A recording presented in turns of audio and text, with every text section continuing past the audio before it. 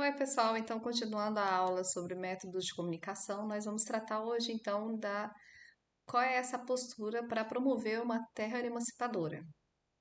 Na última aula, nós vimos os métodos, né? Os métodos que a gente pode classificar como difusionistas, que eram utilizados principalmente até essa concepção de até que tinha que transferir tecnologias em função de um modelo de agricultura modernizante.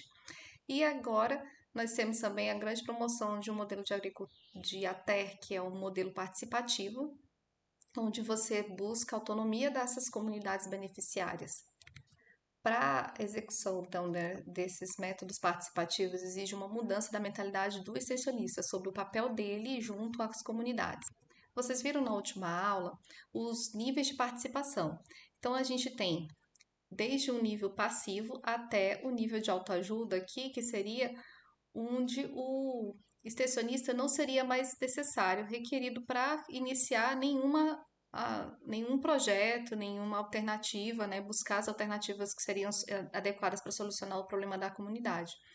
Então, esse seria esse nível de excelência. Uma comunidade que chega nesse nível de excelência é uma comunidade emancipada. Então, nossa busca como extensionista é conseguir que, para ela alcançar esse desenvolvimento, as nossas atitudes sejam buscando uma terra, né, emancipadora. E é sobre isso que a gente vai tratar agora. Então, tem alguns elementos que valem a pena serem valorizados e que foram publicados aqui nessa cartilha Fundamentos Teóricos, Orientações e Procedimentos Metodológicos para a Construção de uma terra, de uma pedagogia de ATER. Está disponível aí na nossa bibliografia do curso. Então, que elementos seriam esses? É necessário que o extensionista conheça e compreenda o contexto cultural, a realidade do agricultor, seu modo de pensar e ver o mundo, suas fontes de informação, a formação histórica do Brasil, especialmente da ocupação da terra e dos modos de produção, a correlação de forças sociais e a cultura da região. É pensar em quanto mais próximo, mais inteirado você estiver daquela realidade, mais fácil é você se comunicar e compreender a lógica daquelas relações, tanto entre pessoas como relações com os recursos que eles utilizam. Então, identificar por meio de diálogo, e diálogo é sempre uma troca de ideias, né? Tanto eu contribuo como considero o que você fala. E também por meio de estudos as reais, identificar, né, as reais condições e necessidades do agricultor, sua consciência da situação, se é uma consciência ingênua ou crítica, sua percepção dos limites e possibilidades de organização e participação para a transformação da realidade. Então, considerar os saberes do agricultor é essencial para conseguir partir de algum ponto. Então, os saberes do agricultor que radicam em seu contexto cultural constituem o ponto de partida para a construção de novos conhecimentos e transformação da realidade.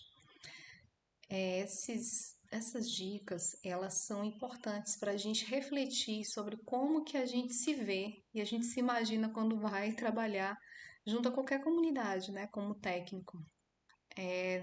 Geralmente, por conta dessa formação, né, dos nossos professores e mesmo até há 20 anos atrás, era uma formação de que o agrônomo, o técnico em agropecuária, ele tinha que ter um papel de levar, modernizar a agricultura. Então você tem uma mentalidade diferente, né, com objetivos diferentes e que usava métodos difusionistas. E hoje a gente vê que por conta de todas as dificuldades, né, que a gente viu na última aula, todas as críticas ao modelo difusionista e o modelo de agricultura extensionista, né, de grandes extensões, isso não se adapta à grande maioria dos estabelecimentos agropecuários do Brasil, por exemplo, que são 70% deles, e é nesse público que você vai atuar. Então, reflitam sobre a atuação de vocês como extensionista e procurem compreender esses princípios dessa nova terra participativa e emancipadora. Outro ponto é a gente trabalhar a favor de que aquela comunidade tome consciência de que o que pertence a todos deve ser decidido por todos. É isso que é uma gestão democrática, né? Então, planejamento participativo implica em autonomia de cada comunidade em escolher o seu caminho. Essa que é um princípio importante da atuação do extensionista, procurar promover essa consciência.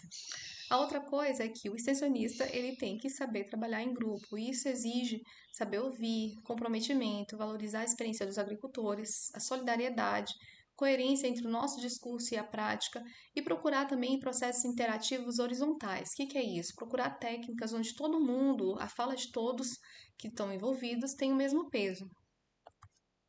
Porque o nosso objetivo final é promover, procurar incentivar essa autonomia do agricultor como estratégia de empoderamento.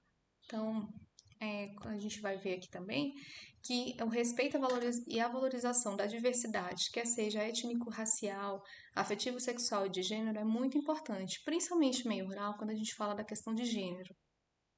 As mulheres são, como gestoras das propriedades, existem estudos mostrando isso, que elas são mais eficazes na gestão do que os homens. E além disso, a gente também tem que considerar essas questões relativas às gerações. Os jovens, eles são os que vão continuar com aqueles negócios e eles têm uma grande função nas atividades produtivas da propriedade. Então, considerar a opinião deles também é importante.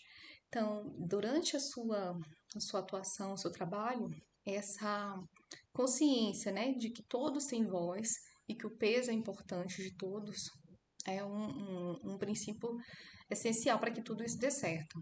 Então, a gente pensar aqui, prática educativa, até como uma prática educativa comprometida com a transformação das relações de poder, para desmistificar esses valores ideológicos e todos terem esse momento de fala, todos terem voz nas decisões e nas sugestões de alternativas.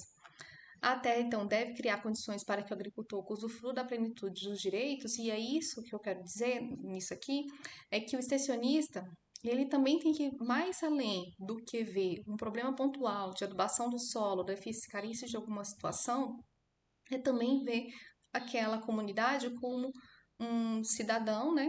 Cada cidadão como tendo direito a acesso aos recursos e serviços como alguém que estaria talvez numa cidade. Muitas vezes o extensionista precisa procurar auxiliar nessa aquisição, nesse acesso aos serviços, para que ele consiga, aquelas pessoas consigam se virar ali com o que tem, né? Então, tudo isso vai promover um novo modelo de desenvolvimento rural baseado na ecossustentabilidade. A gente pensa não só em recursos naturais, mas a questão das relações sociais, né, dentro da comunidade, e pensa nessas relações da comunidade com a questão produtiva, e o extensionista está ali para ajudar a promover esse acesso ao detalhe que está faltando, é o crédito para uma determinada situação, é o contato com uma determinada instituição e, principalmente, auxiliar a comunidade a se auto-perceber como sendo a única capaz de conseguir solucionar seus próprios problemas. E é por isso que eu quero compartilhar com vocês algumas técnicas do diagnóstico rápido participativo, diagnóstico rural rápido participativo. Ele surgiu a partir do que a gente tinha aquele modelo modernizante, industrial de agricultura e uma TER voltada para conseguir difundir isso, no primeiro momento isso deu errado. Então, de início, o esforço foi identificar como era a comunidade, então se faziam questionários para fazer um diagnóstico inicial para conseguir adaptar as tecnologias à realidade da comunidade. Isso gerava um grande volume de dados que, no fim, não conseguiam nem processar e nem dizia realmente a informação necessária para que eles conseguissem, então, alcançar o objetivo de adaptar aquelas tecnologias para a transferência para a comunidade. Foi aí, então, que surgiu, como alternativa a tudo isso, os diagnósticos rápidos participativos. Como é? A ideia é não só fazer um diagnóstico, um levantamento da situação, como também auxiliar durante esse processo a autopercepção da própria comunidade sobre seus problemas e isso gerar uma postura de solução para de encontrar as próprias alternativas. Então, o que é o diagnóstico rural participativo? É um conjunto de técnicas e ferramentas que permite que a comunidade faça o seu próprio diagnóstico e, a partir daí, comece a autogerenciar o seu planejamento e desenvolvimento. Dessa maneira, os participantes poderão compartilhar experiências e analisar seus conhecimentos a fim de melhorar suas habilidades de planejamento e ação. Embora originariamente tenham sido concebidas para as zonas rurais, muitas das técnicas do DRP podem ser utilizadas igualmente em comunidades urbanas. Então, em escola, em condomínio, são técnicas que buscam então encontrar alternativas que todos podem contribuir e principalmente durante a técnica todos consigam perceber, né, de uma maneira compartilhada quais são os problemas e principalmente também pontuar as prioridades. Então, quais técnicas do método participativo a gente pode mencionar? Observação participante, que é participar das tarefas cotidianas para compreender a lógica das atuações. Quando utilizá-la, é claramente uma ferramenta para a primeira fase da pesquisa, serve também para conhecer a realidade da comunidade e criar uma certa confiança para compartilhar tempo com os comunitários. Outra técnica é a entrevista semi-estruturada, que consiste numa entrevista um pouco mais flexível, baseada em 10 a 15 perguntas, geralmente mais abertas, para motivar uma conversa e dali você tira as informações que são importantes. E mapas e maquetes é criar uma concepção compartilhada para a utilização do espaço e dos recursos. Essas são 3 as técnicas que estão melhor descritas lá nesse livrinho aqui, nessa cartilha que eu deixei disponível aí na nossa bibliografia, que chama Diagnóstico Rural Participativo, do Verdejo. Aqui, então, a gente tem o detalhamento da entrevista semi-estruturada e pontos que vocês precisam levar em consideração. Para quem for fazer o seminário, eu recomendo que vocês consultem essa cartilha, vejam esses detalhes, mencionem no seu seminário. E se vocês forem executar, né, fazer uma entrevista semi-estruturada, vocês realmente levem em consideração esses princípios. Mapas e maquete, num primeiro momento, a comunidade representa graficamente os elementos alternativos e, dependendo da necessidade, você depois faz isso que você passa essa diagramação, né, para o computador, né, refaz ela no computador para anexar algum documento. Isso é um dado importante e obtido assim coletivamente. A questão dos mapas e maquetes você pode utilizar para levantamento de problemas de diferentes ordens. Então, o mapa de recursos naturais é criar então essa concepção compartilhada sobre a utilização dos espaços e dos recursos naturais. Serve de base para identificar potencialidades e limitações existentes. Mapa social serve para analisar a situação social e gerar discussão em relação a necessidades e potencialidades. Pretende-se melhorar as condições de vida em consideração à estrutura social da comunidade. Já o mapa da comunidade cria uma concepção compartilhada sobre a situação atual da comunidade em relação a seus potenciais e suas limitações no âmbito produtivo, social, sanitário. Vê a questão mesmo se tem esgotamento. Então, tudo isso, quando se faz esses mapas em conjunto, surge na discussão as dificuldades e também as alternativas. Mapa da propriedade, analisar e entender a organização produtiva em nível de propriedade. Então, a cada propriedade, né? Mapa de fluxos econômicos, representar como se interrelacionam os diferentes elementos do sistema produtivo, agrícola, pecuário, florestal, irrigação, serviços, comercialização. E, por último, no mapa de fluxos econômicos, visualizar os movimentos migratórios com suas causas e efeitos, né? As pessoas que estão saindo daquela comunidade estão saindo para onde?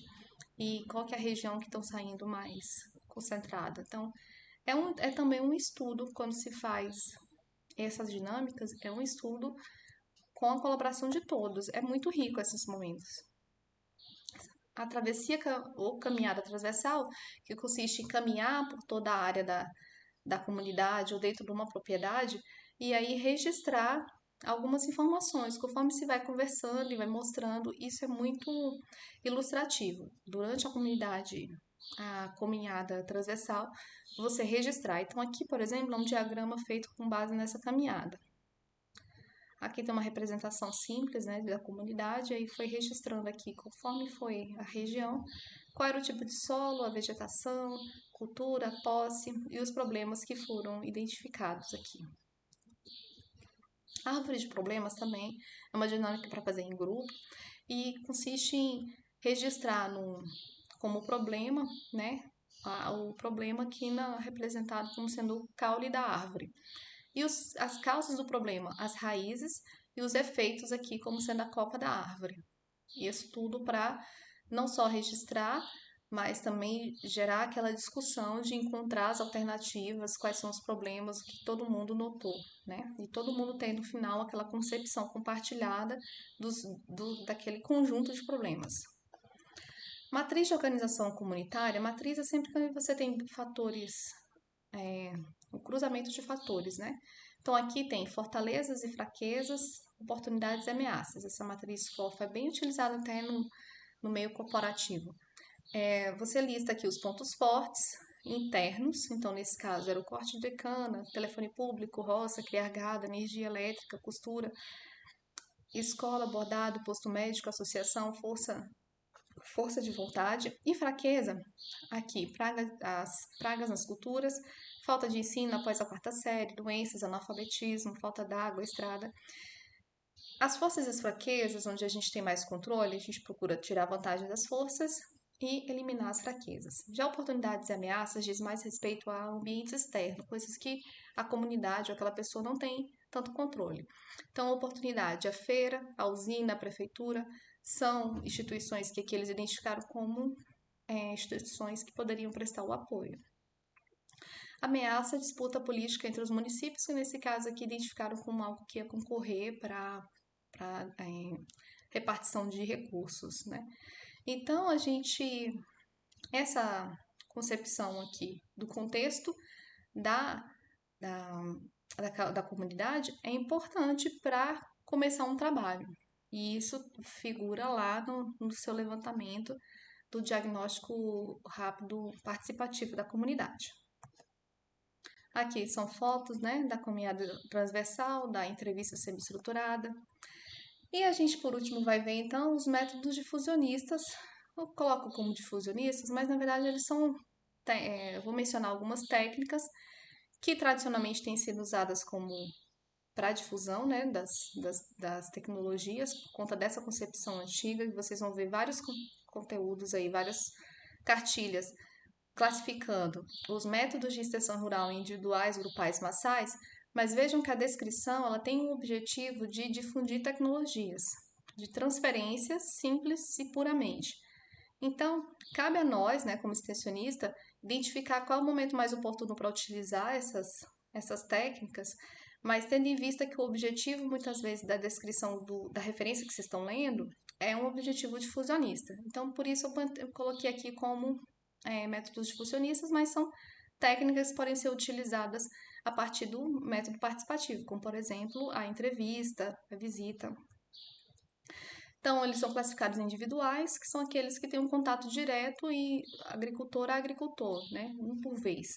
Contato pode ser por telefone, WhatsApp, site, de algum outro, o mesmo contato que foi feito pessoalmente, entrevista e visita. Grupais são aqueles métodos onde você entra em contato com vários grupos, várias pessoas ao mesmo tempo, né? Então, reunião, curso, oficina, intercâmbio, discussão, dia de campo, unidades demonstrativas, são métodos que reúnem pessoas para conversa. Então, tradicionalmente têm sido utilizados para demonstração e para transferência de tecnologia. Aqui, por exemplo, nessas fotos, você tem aqui, geralmente nas unidades demonstrativas, um experimento montado, né? Mostrando com e sem a tecnologia para mostrar a superioridade daquela tecnologia. E convencer o agricultor a adotar. Então, são métodos que tradicionalmente têm sido usados assim, mas que podem ser utilizados com outros objetivos. Com o mesmo objetivo, na verdade, de transferência de tecnologia, mas uma tecnologia que se adapte àquele agricultor, né? O mesmo, você tem, às vezes, policultivos, agrofloresta, questões, coisas que vão realmente auxiliar na diversidade produtiva daquela propriedade e que mais facilmente vão se coadunar com o que já é feito, né, dependendo da comunidade. Então, essas aqui são exemplos, né?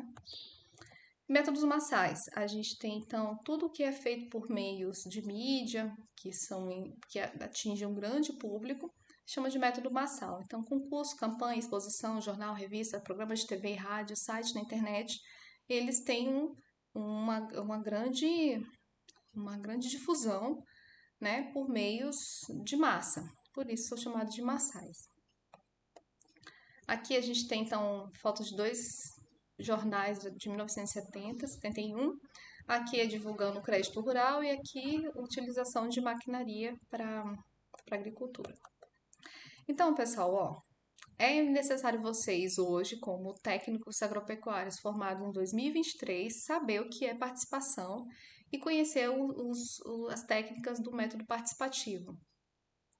E procurar também refletir, né, sobre seu papel na sua atuação como extensionista, pensar que você também é formador de opinião, então procurar se inteirar, procurar se formar e pensar qual é o grupo de informações, de ferramentas que eu preciso estar atualizado para conseguir me colocar nesse mundo do trabalho, tá bom? Então, muito obrigada, até a próxima aula.